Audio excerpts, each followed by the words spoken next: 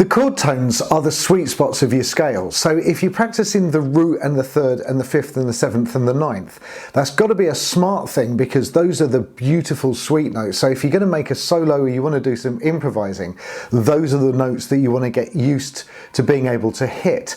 But it's kind of dry and not so much fun. So what I've done is I've put an exercise together where you can practice the chord tones in a kind of cool way, and you could incorporate what I'm going to show you into your improvisation over a major scale. But you could also take this same principle, by the way, and do it in a minor scale. We're going to be focusing on it in a major scale situation for the purposes of this video. In this video, you get completely free of charge a PDF that has everything that you need to know written down on there. It's in the description below, so just go into the description below this video and you'll see here's your free PDF. You're also going to get a free backing track which has come courtesy of my session band. Fantastic set of apps. Have a look in the description below and it will say here's your free MP3 for alto, and it will also say here's your free MP3 for tenor. You can download them both if you want, because I'm that kind of a guy. So I'm going to demonstrate this on the tenor saxophone, but alto players, I'm going to do it for you as well. And what I'll do is I'll put a time code at the end when it's the alto's turn.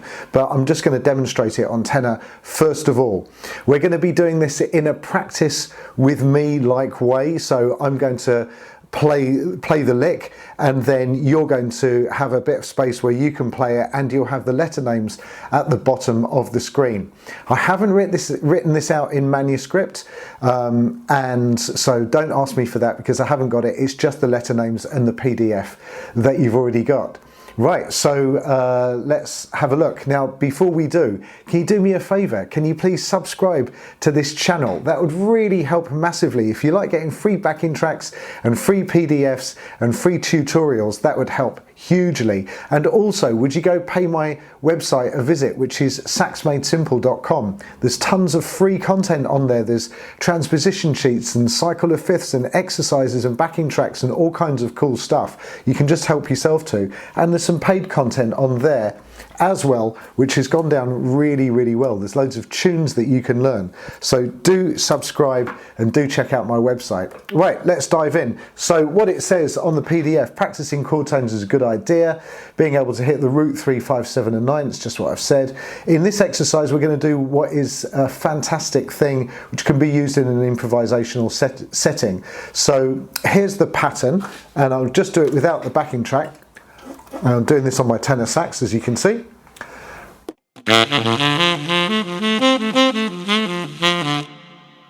It sounds quite complex, but actually it's really simple. I'm just going from the root to the third and back down again. From the third to the fifth.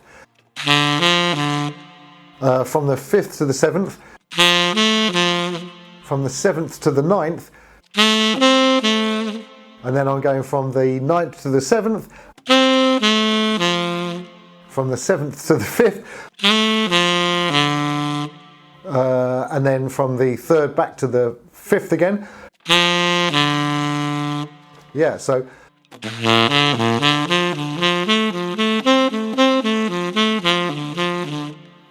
Now, if I put that to a backing track, and what I'm going to do is I'm going to put this to a kind of swing backing track in the key of D for tenor over a backing track, and I've got a slightly faster backing track than the one that we're going to use.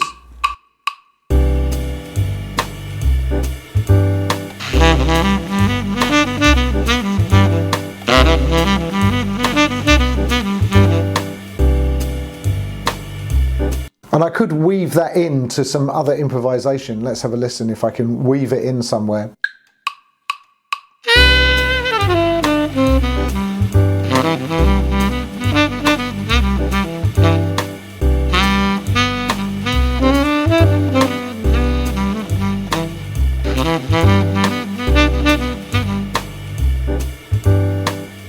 Sounds kind of cool, doesn't it? It really does. So it's a very, very good exercise, and it sounds lovely as an improvisational tool. Okay, so I'm going to go to the backing track that I'm going to use now, And just to be crystal clear, it's going to go like this. So it will be me. Excuse my terrible singing. So it's me going nice and slow, and then you, then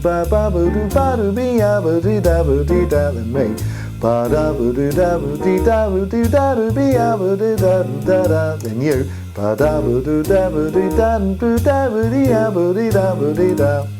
and we are moving around chromatically, so we're going from C to D flat to D, then E flat, then E, then F sharp, then G, then A flat, then A, then B flat, then B, and then back to C again. Cool, let's do it. So here we go.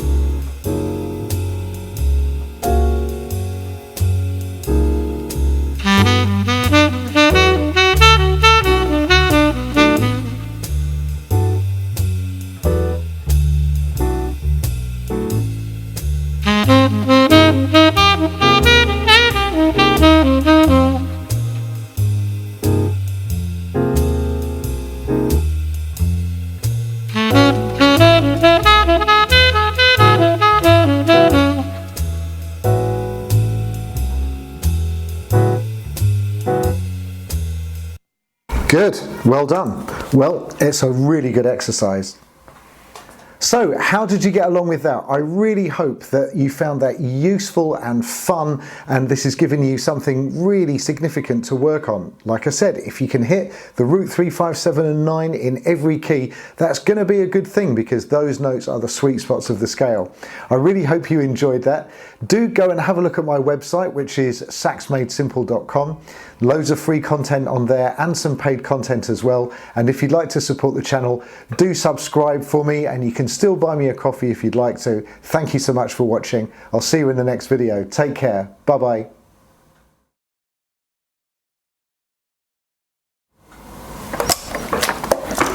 Okay, this is for the alto players. Let's do it.